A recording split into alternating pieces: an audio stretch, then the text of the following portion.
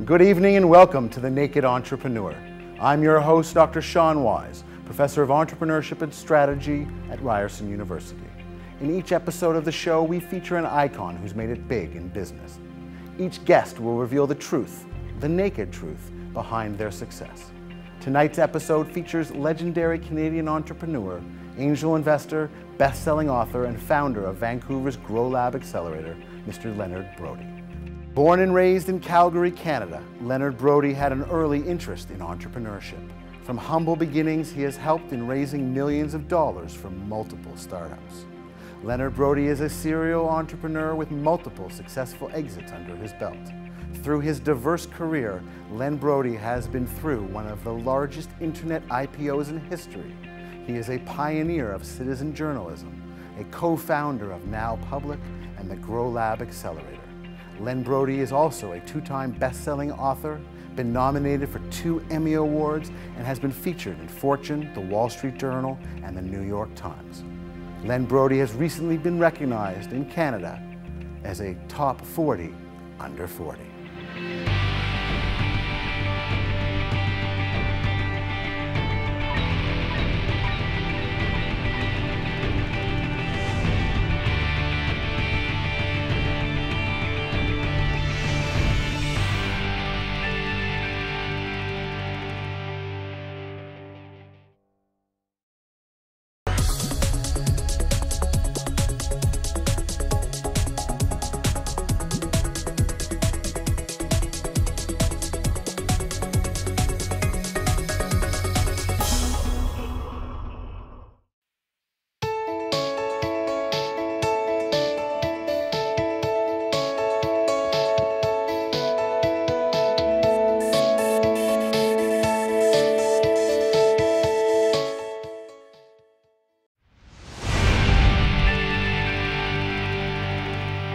Good evening and welcome to The Naked Entrepreneur. I'm here with my good friend and our guest from the West Coast, Mr. Len Brody. Thanks for joining us, Len. Thanks for having me, buddy. Len, the show is all about really getting to know the entrepreneurs behind the success. You've had several successful exits. You've addressed the United Nations. You've traveled the world. You own a professional sports team. You're dating a Hollywood star. When you were growing up in Calgary, did you think it would ever be this good? Did I ever think it was going to be this good? You know what, good is a relative thing. You know, it's, if you told me 10 years ago that I was going to not be practicing law, or 15 years ago that I was not going to be practicing law, I probably would have not believed you. But to me, I define good as not being practicing law. So you and I both started off as in law school, and we both started off as young lawyers, and then we quickly came to our senses. What was law school like for you? Why did you go to law school in the first place? You know, I ended up in law mostly because I think if you came from an immigrant family, typically families that were Eastern European, even though entrepreneurship was sort of part of the trade, there was no real education for it at the time. It wasn't like MBA programs were really entrepreneurially savvy or teaching courses in and around the early and mid-90s. So for most folks, you know, getting, at least in my family, getting a law degree was the equivalent of getting an entrepreneurial degree, because you had the sort of classic immigrant mentality, which is, you know, if it doesn't work out, then you've got a profession to back you. But really, most of the folks that were in my family did this because they were entrepreneurs and they wanted to have the skill set to be able to negotiate and do deals. And so that's why I ended up going. Was that what you got out of it? Was the experience meet your expectations? No, not at all. Look, law school for me was a rather brief experience. It was based on a false assumption on my part that I actually knew what lawyers did for a living, because the vast majority of my family and people that were in my immediate circle that were lawyers didn't really practice law. They were predominantly entrepreneurs or business people within their firms. So I understood and got exposed to that side of their lives. I just didn't get exposed to the actual being a lawyer part of their lives. So I really didn't even know what practicing law in truth was. and got a pretty, rude awakening at the time when I went in and spent my first, I always liken it to like the first few nights in prison when you're fresh fish, like you realize, okay, I'm actually stuck here for 3 years because I can't leave because I'll feel worse. So I got to tough it out and figure out how to navigate through the system. That sounds awful. You're in something for 3 years, you're stuck there, it's a little like jail. How did you end up going from there to actually taking a job as a young lawyer? How did you stick it out? Well, I never really practiced. I mean, I ended up working, for me, I was only interested in law as it pertained to specifically the entertainment world and the sport world. So I kind of figured I had to out-hustle the system, and when you were in law school, it wasn't always the hardest thing to do, just given the context that a lot of people weren't in the mindset of hustling, especially around that time frame in around the late 90s. So I went out and I remember this, you have articling days where it's basically recruiting days. And typically at articling day, only the second year students go. But I went in first year, and I think articling, they do it purposely. I don't know if you remember this when you were in school, but the articling day was like in the first 2 weeks of school. So if you were in first year, you never even really thought about it or knew what it was. But I went, and I got a job as a summer student after first year and second year, and then articled at the same firm, and realized that I wanted to become player agent. So I started a player agency when I was in school, and representing professional soccer players around the world, and grew it to a reasonably sizable business. And my firm that I worked for wasn't too keen on that. They didn't like the idea of somebody running a business out of the firm. Instead of billing by point 1, point 2, point 3. Yeah, that's the problem with law. Law is the last remaining feudal lordship. You go by a system that is based on time, not based on skill. And so no matter how good you were, or whether you were out billing senior or junior partners, it didn't really make a difference. You did your time and that was it. So speaking of doing time, did you know when the time was up? Did you know when you said that's it? In my case, I remembered very distinctly going home at 2 a.m. after a whole week of 2 a.m.s, crying in the cab and saying, you know what, this just isn't a life. This isn't for me. I don't want to work hard to work harder, to work hardest, and then become a partner at a firm and still work 7 days a week, 12 hours a day. So for me, once I realized that success just meant more of the same, I wanted to find something more scalable. Do you remember when you made that decision? Yeah, I think mine was pretty early on. It was, I would say, within the first 6 months of law school, I had spent quite a bit of time getting a pretty heavy hammer over my head about what exactly it was that a lawyer did all day long. And I just thought, this is not, this was like the bait and switch. This wasn't what I signed up for. And I tried to use it to my advantage. I would say within the first 6 months, I started building my company while I was at school and realized that's what got me jazzed every day. That's what got me up. And it was much harder work than law school. It was grueling trying to get this, building this practice, especially as someone who had never done it before. So how long did you work as an agent, as a player agent? Was that only in school, or did that bridge the gap between law firm and your first entrepreneurial venture? Yeah, so I started Prodigy when I was in first year law, did it on my own as a favor to a couple guys I knew that played for the Canadian national team who just needed representation and figured I was the cheapest and closest proximity they could get. And then that grew to a partnership of about 6 or 7 agents that worked together around the world. And I think the final client list when I sold the practice to my partner was probably about 70 players on the roster, 65, 70 players. And that ended, I sold it. It's funny, I sold it after I graduated law school and after I articled, because I realized that it suffered from the same problem law did, which was at the end of the day, it was only about hours billed, effectively. You can't scale it. It's only about number of people working times hours worked times rate per hour. You can only make that scale so much. Yeah, and it was a good lifestyle business in the sense that if you did well at it, you look at companies like IMG and the sports division of CAA, but at the end of the day, they're not changing the planet. They're not doing anything all that interesting. So for me, being a player agent was actually diversion from where I started my real career, which was in the music business and digital. So I started as an 18-year-old working as a product manager at MCA Records, which is now Universal. And because I was the only guy under the age of 30 in the room, prior to the browsable internet, there was all kinds of funky music activity with people going, in the heavy metal community and stuff in telnets and BBSs, and I was the only guy who knew how to do it, so I went and did it. So I actually started doing digital in and around 1990, and so the sports thing was a bit of a diversion. Okay. How did you get from Bay Street law firm to Onvia? I was actually recruited. So I had met some folks that were part of the original founding team. Onvia was the brainchild of a guy named Glenn Ballman, who I learned a hell of a lot from.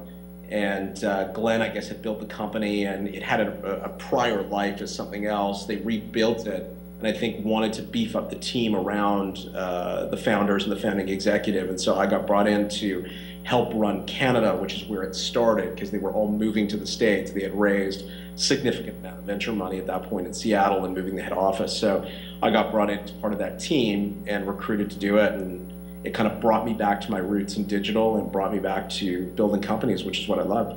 So let's talk about Onvia. What was the elevator pitch for that business? What were they trying to do? I mean, Onvia was effectively Amazon for small business. Okay. So everything that Amazon did, if you literally looked at everything from news and information to product sales to everything Amazon did, Amazon is effectively a consumer data warehouse business. And we did the exact same thing, except the customers were swapped. Our customers were Soho and small business. Okay. So it's 2000, the dot-com craze is going on. It hasn't burst yet. How does Onvia use that to its advantage? Well, the company was a real pioneer in its day. Big volumes of businesses and aggregate them around the United States and Canada. And the market really understood that that was important and understood that it was valuable. So we went out, I think the public was March 1st, 2000, the day before Palm IPO'd, actually, the day before, and we raised, it was about a $245 million US IPO on NASDAQ. So let's not just sweep that under the rug, because I think that's quite a significant thing. Even at the time, I think it was significant. Wasn't it the largest Canadian tech IPO at the time? It may still be. Onvia was the largest pure play internet IPO in history prior to Google. Wow, that's quite an accomplishment. How did that feel? You were on the big team that did this accomplishment. What role did you feel you played in it, and what did you learn from that big IPO? From my experience, we spent most of our time managing internal expectations, managing staff expectations around, not thinking about the fact that they were going to come into money, and starting to focus and realize that this was now a month-by-month, quarter-by-quarter promised business. Starting to get them trained to understand what it meant to be in the light of being a public company. That was probably the hardest part. The lesson that you learned from this large IPO was those in the spotlight aren't necessarily those getting rich. Yeah, I mean, that's an example. So Glenn was the founder of the business. He was a director. He couldn't sell shares in a way that was able to cash out in any meaningful way. So there were lots of folks in the company who were founders along the same time, specifically were smart about staying out of those positions. Still part of the founding team, still driving product. I think there's something missing, though.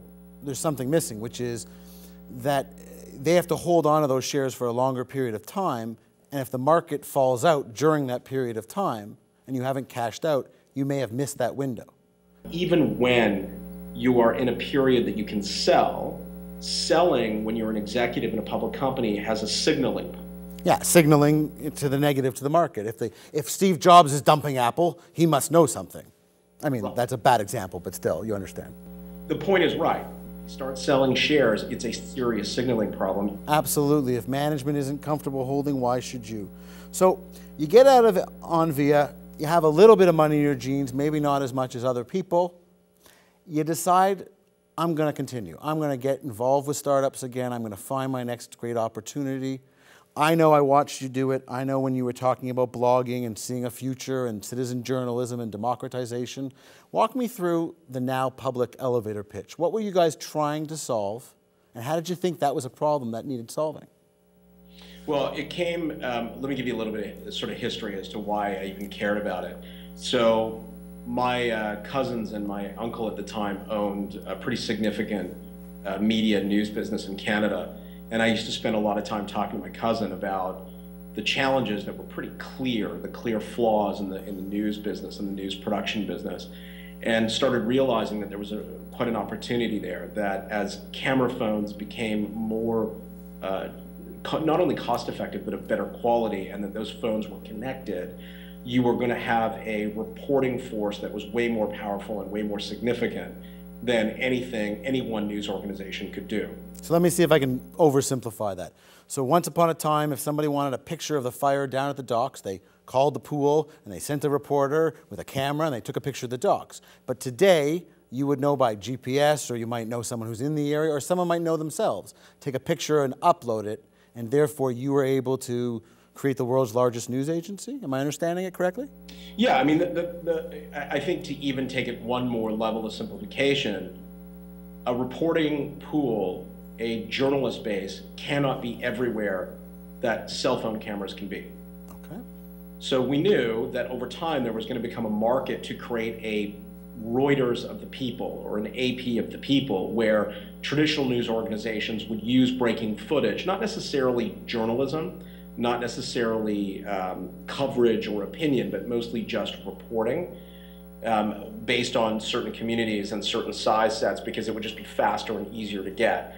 And so our job, the pitch for Now Public was simple. It was to build a ground up AP of the Associated Press of the people.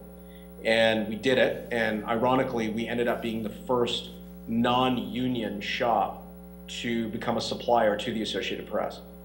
And I think that it's even deeper than that, and I want to ask you about that. You know, a lot of news agencies build themselves on one story. CNN and Wolf Blitzer, Anderson Cooper on his stories. I can't help but think Now Public and the London bombing on the Underground. Can you tell us that story? How you got the photo, what happened to it? Yeah, we built our news agency on the relaunch of the McRib at McDonald's. That was our big, Sean, that was our big one. I understand, but back to the London Underground bombing. It was, it actually wasn't the Underground bombing that was our big moment. It was actually Katrina. Okay, so take me through Katrina. So your big moment was Katrina, so take me through that. Yeah, so you're talking about 2004, if I have my timeline right. So Katrina hit, and you had a serious problem with news organizations getting stories and photos on the ground. They just couldn't hit it. They couldn't get there, either because there were technical challenges or simply just people per square feet. They couldn't get into the area. So by the time it was all said and done, Now Public was used by a significant number of people. I think, in fact, we had more people on the ground in the affected areas in Katrina than Reuters had staff in their entire reporting pool worldwide.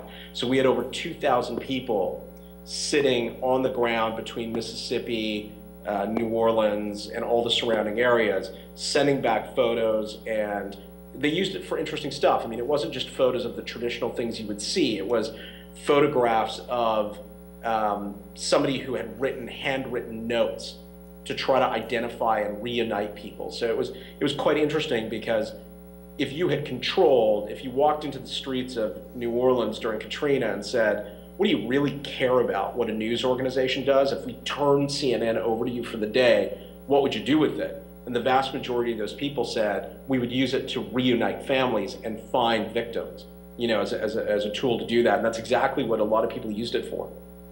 That's wonderful. Now, at one point I remember reading that you had more than 300,000 contributors, which would make you one of the largest, if not the largest, you know, news agency, probably larger than some countries, you know.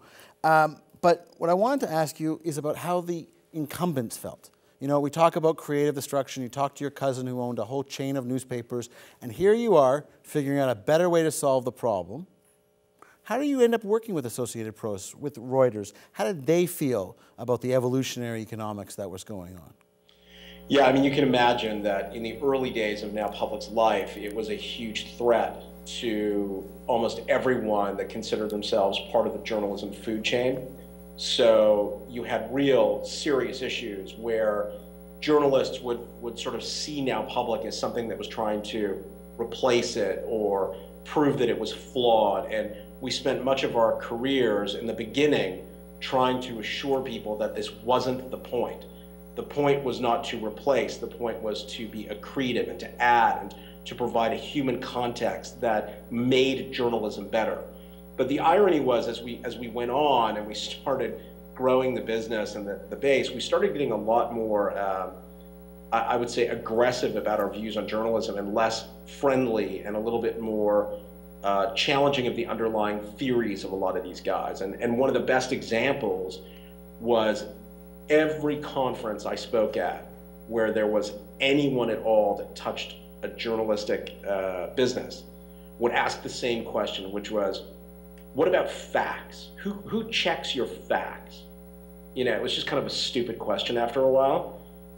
And initially the answer was a polite, you know, look, this is a transparent community, so it's easy for people. It's a two-way channel. It's not a one-way channel. So there's no hiding when mistakes are made. But inevitably, it got a little bit deeper, and you know, we started to sort of flash a mirror in front of them and just say, look, you know, journalism is an art form, but journalists typically try to hold it up as a profession, but it isn't a profession, because as you and I know, a profession means that you are accountable to someone. Yeah, there's a law society that governs the lawyers, a college of surgeons and physicians. Right. So I'm still a card-carrying member of the Law Society. I'm still a solicitor under the rules. If I breach my ethical standards, I will be disbarred and I will be not allowed to practice my profession ever again.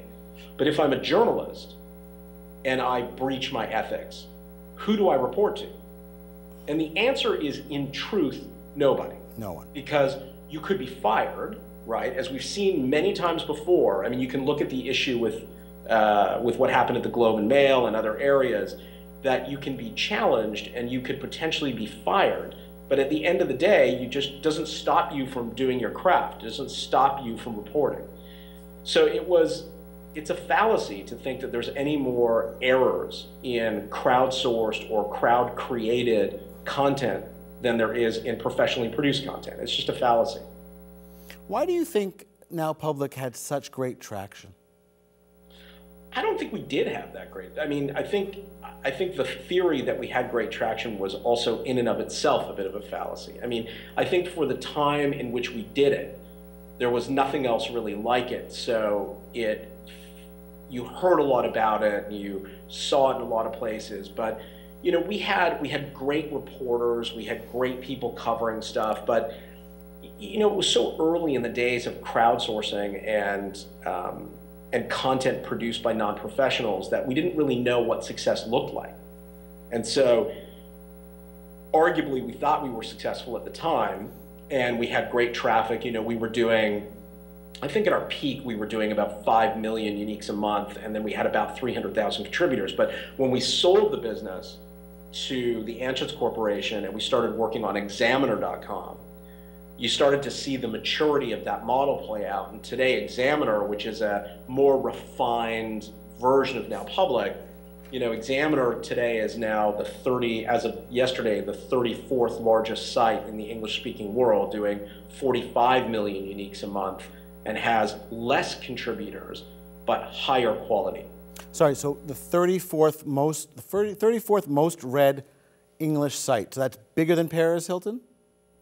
I don't know what Paris Hilton's at, but yeah. So I want to ask you, now you talked about the happy ending at Now Public, and we're going to get there, but it had a lot of ups and downs. I remember talking to you some days and it was a big cloud, and other days it was sunny. And our students often wonder how founders know when to stay and when to go, when to hold them, when to fold them. How did you know on your dark days at Now Public that there was going to be a sunny day around the corner? How did you know it was darkest before the dawn? I didn't.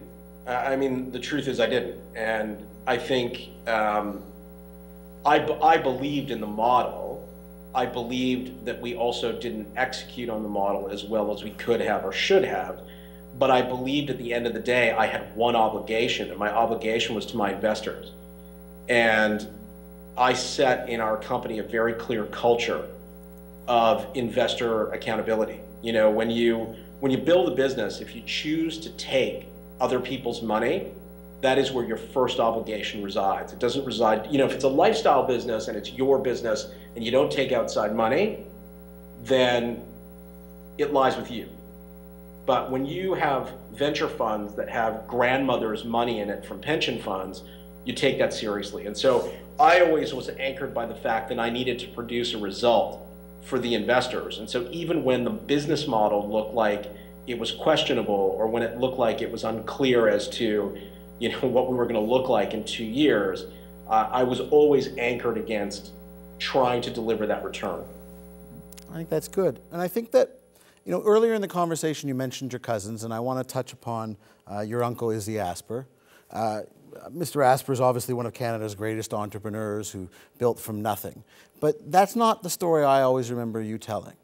I always remember you telling me the Auschwitz story and how you learned to put things in perspective.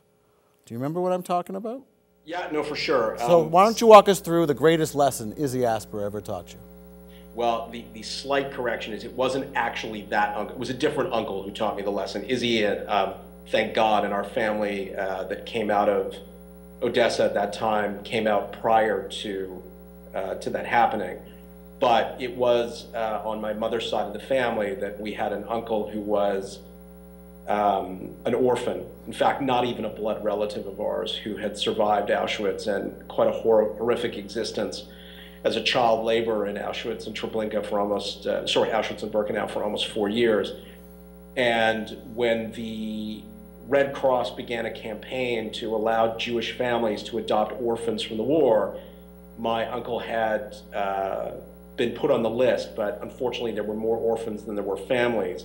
And he was standing in a line I think he was in Cyprus at a retention camp, and standing beside an old man who he didn't know, and the American soldier read out the name Benny Cates, and in Judaism, the last name K-A-T-Z is pronounced Katz, not Cates. And the American soldier read out Benny Cates, and this old man shoved him forward and said, "You're Benny Cates." And he had known that this child, Benny Cates, had died years before.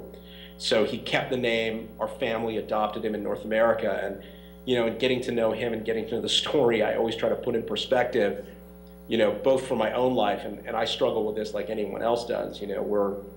We're the first and second generations born out of conflict and born out of serious global hardship. I always ask myself the question, am I having a bad day? Is it, and I always use the expression, is it Auschwitz bad? Because if it isn't Auschwitz bad, it's fine. So some days as an entrepreneur, because you're so close to it, what you're saying is it feels like it's the end of the world, but that perspective helps you to see clearly. When you hit those dark moments, you got to go darker. And when you go darker, that's when you start to realize it's actually not so bad. It's not so bad, the life we live in. Now, 2 years ago, you and probably one of Canada's brightest stars in Silicon Valley, Debbie Landa, started up Grow Lab in Vancouver. Why? Why did you decide, after making your money, doing a few startups, you know what I want to do? More of the same. Let's go back into the chaos. Why? Why did you decide to create what has gone on to be one of the great successes of the West Coast and accelerators? Grow Lab in truth was a Me Too business. It was, when we started it a little under 2 years ago, YCOM and Techstars were quite well established, and then you had some other parties coming in like Dream Adventures and other folks out of the States. We did it for two reasons. One was because we felt like Vancouver was an incredibly sophisticated digital market without a lot of leadership, and was underperforming in terms of the quality companies it was pushing out. So it was an ecosystem and a community play. And I think the second reason we did it was because we felt like we could actually build meaningful companies from a model where we sort of started lean, won fast, failed even faster, and worked with really smart young people, mostly technically inclined people, to build things quickly. And that's why we did it. But the irony is, Grow Lab was successful, even though it started as a Me Too business, because we've really evolved the accelerator model in a way that even our sort of compatriots in the States have not yet caught up to. Well, I think that's pretty important. And I would say that the success speaks for itself. Earlier this week, a report came out that named Vancouver as one of the best 10 startups communities in the world. So one can take some pride that your Grow Lab is definitely contributing to the growth. I want to turn our minds to the lightning round, if you will, the quick answers, the questions that I'd love to get your perspective on, and if that's okay, and I'll ask you to limit your answers to 30 seconds, 60 seconds kind of thing. Let's start with, you've been on both sides of negotiations, receiving investment, giving investment. Why do you think it's so hard to create valuations early stage? Simply because there are none. They don't exist. There's no set. You're trying to name a unicorn. You're trying to give values to something where there is no value at the stage. So it's an artificial construct that people struggle with to figure it out. So how do you get through that struggle with your startups? You do it two ways. You either forcibly admit that it's nonsense and it's and you just kind of sort your way through it. But the best way to do it is to just try to figure out how each of the people in the entity, what percentage of the business they realistically want to end up owning, and you try to work your way backwards on the valuation from there. So if we went public, we would hold this much, and if that's 4 rounds away, how much should we go from here? Yeah, and it's a more honest way of doing it. What's the value of a mentor, and how do you get the most out of them? I think mentors are incredibly valuable when they're emotionally engaged. If they're not emotionally engaged, then you're going to struggle to get value. I do think they're incredibly important. And in my experience, the best way to get them engaged is to be completely transparent with them about the negative side of what you're doing. It's too easy. I think entrepreneurs try too hard to pitch people, and they try too hard to try to convince them of the greatness of what they're doing. I think it's easier to engage people when you're honest about the roadblocks you're hitting. Of all the people that you've seen succeed, your colleagues, some of your investees, some of your mentors, what's the one thing you think all of those who are entrepreneurs have in common?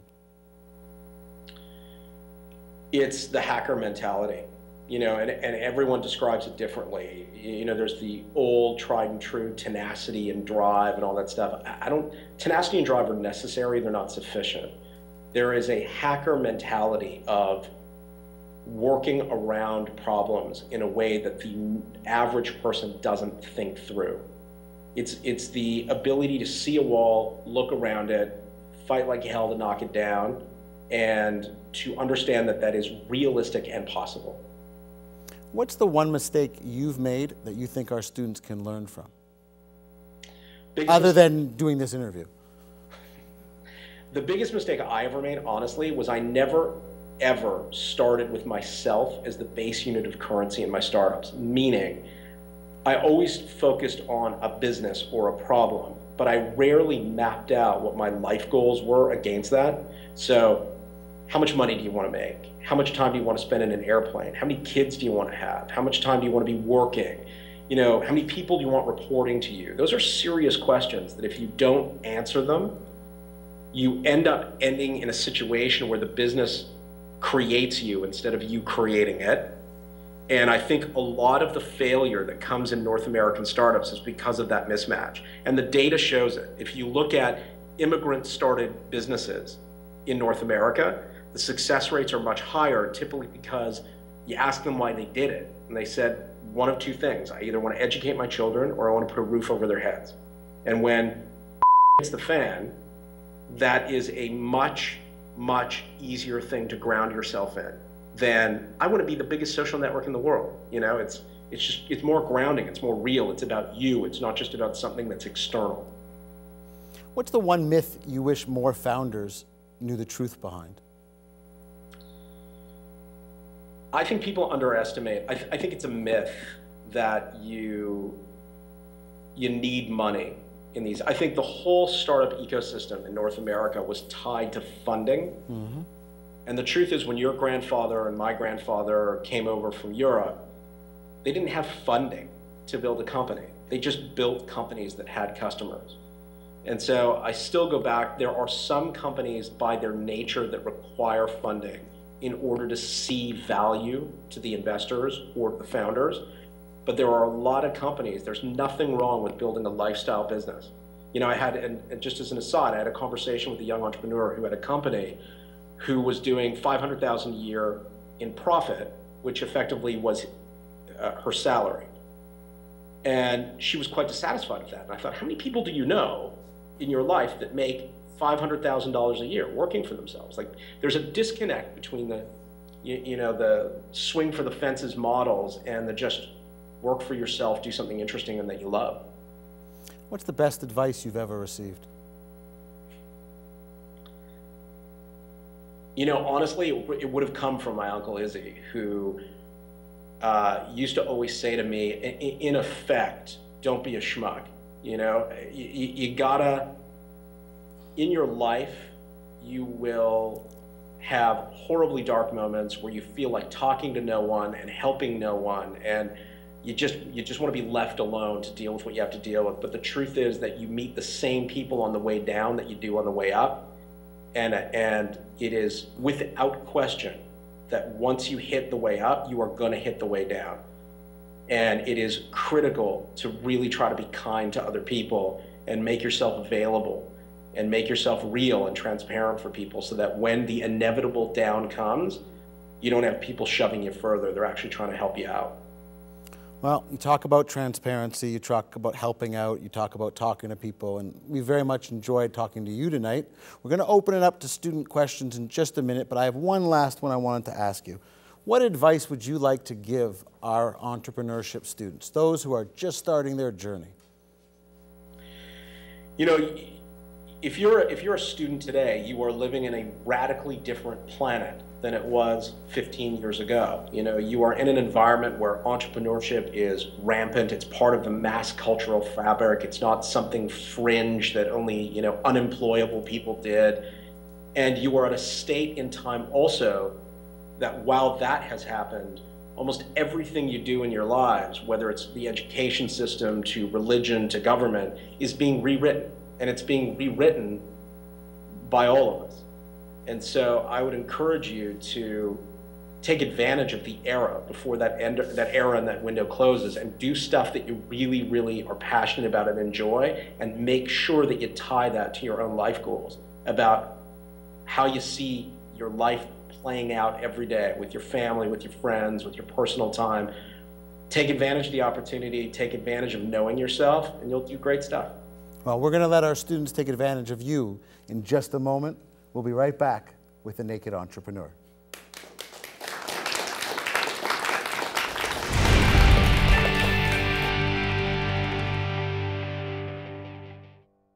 Some ideas are hot. Some ideas are not. This is a hot idea. Twitter, using 148 characters to instantly digitally connect with anyone in the real world. This is not. Jersey Shore, 8 characters, not connected to anything real in the world. This is a hot idea. Facebook, efficiently sharing social news with your friends. This is not. Using Facebook to show how drunk you were at the office party. This is a hot idea. Posting your unwanted goods to Craigslist, the world's home of free classified ads. This is not. Posting your sister to Craigslist.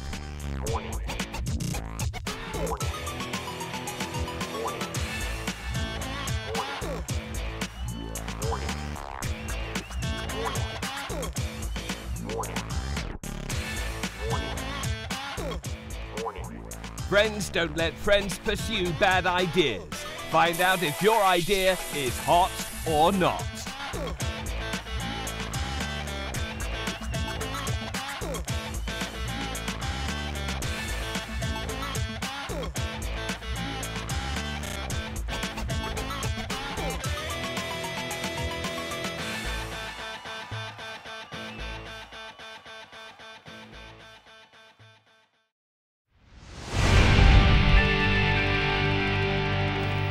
Welcome back to The Naked Entrepreneur. I'm Sean Wise and joined from Vancouver by Leonard Brody.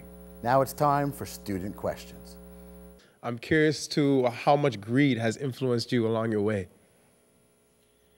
I'm filthy greedy. So greed is good? No, I'm not actually. Quite the polar opposite. I am a bit of a weirdo in that way. That's definitely one of the many ways you're a weirdo. Yeah, we don't have time for the weirdo segment, but that's a whole other show. The truth is that, and I don't know why this is the case, but I was like this even when I was a kid. I'm one of those people that doesn't like stuff. I like the good things in life. I just don't want to own them or have them. I find and have always found material things to be a bit suffocating. So for me, money would only get me so far. And I didn't need my own boat. I didn't need my plane. I didn't need 4 vacation houses. All of that to me was just stress and waste of time managing crap I didn't need or want. So I always had very humble needs from the beginning, and I still live my life very leanly. And that I think boded well for me, because at the end of the day, I wasn't driven by money. I was driven by doing stuff I liked. Now, don't get me wrong, I wanted to make sure that I was financially independent. And because being financially independent allows you a certain freedom. But I also had the fortune of spending time both with my family as well as with my last employer, who I sold my company to, with people that have real money. I mean, not like hundreds of millions, but we're talking multi-billions. And you realize that money is deceptive because it provides freedom to a certain point. And once you hit that point, it almost drastically disengages you from freedom in a very quick way. It's a rapid decline. So money, you got to be really careful about that. I was just really curious. Like I'm looking to try and start as an entrepreneurship person myself, maybe get my own business started. But ironically, I don't really know where to start. Like, what kind of resources do you think are available that would really help out an entrepreneur who has never tried anything yet? Len, is that the place to start? If young entrepreneurs are looking to start, is it a resource question? Is it a problem question? Can I find a big enough problem? Is it a passion question? Do what you love? Is it a domain expertise question? Where do you recommend entrepreneurs begin? I mean, the truth is, it's a motivation question, I think. So if you are motivated by money, a lot of great entrepreneurs got their start by finding arbitrage. So they would go, I mean, when most of our grandparents came to this country, for the vast majority of the people here, grandparents and great-grandparents, they made their money mostly through arbitrage. So they would buy low, sell high, in effect. And if you're really motivated by money, there's lots of stuff you can do that you'll see that arbitrage quickly and you'll make money. And regardless of what you're doing, you probably aren't that passionate about it. You probably don't care. You care about the money piece, and that's okay. If you're not motivated by money and you're motivated by making a change and swinging at the fences and doing interesting stuff, then I would find a subject matter that you really care about and something a role that you really like doing. And I would do the same thing I said about law. I would go try to spend time in a startup, because the organizational behavior of a startup is so fundamentally different than any other kind of company you'll work for, that you want to make sure that you actually like the suit before you buy it, you know? I think that's a great question. The last question is going to be mine, Len. What do you think, work-life balance? How do you make it happen? You do dozens of things. You're active on football clubs. You are active abroad. You have a great relationship. You have a great animal. You have a great business. What is the secret to work-life balance? You know what? Honestly, I wish I could tell you, because I don't think I have a great work-life balance, in truth. I think that I only now, so I just turned 41, although I'm sure I don't look a day over 40. Actually, you don't look a day over 14, but that's different. 14. The truth is that I struggle with that every day. I don't have great work-life balance. I have a rather imbalanced situation. And, you know, when I was in my 30s, it was cool and it was kind of fun, and now it just kind of sucks. And so I'm in a position where I travel too much, and God forbid, if you're the person in line in front of me at an airport, I'm probably the most miserable human being alive. So I'm actually just wrestling with those questions now myself, about how to gain that balance back and how to enjoy the time that we have here rather than just focus on work all the time. So if I had a great answer, I'd tell you, but I'm still figuring it out. Well, Len, speaking of great times, we've really enjoyed our time with you and with all of you. Thank you very much.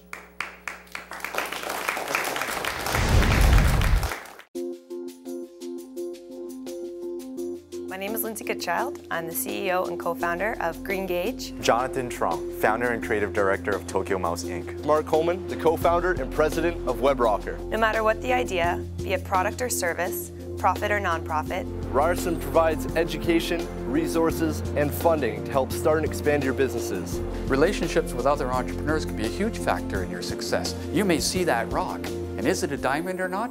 How would you know? Talking with other entrepreneurs can help you know.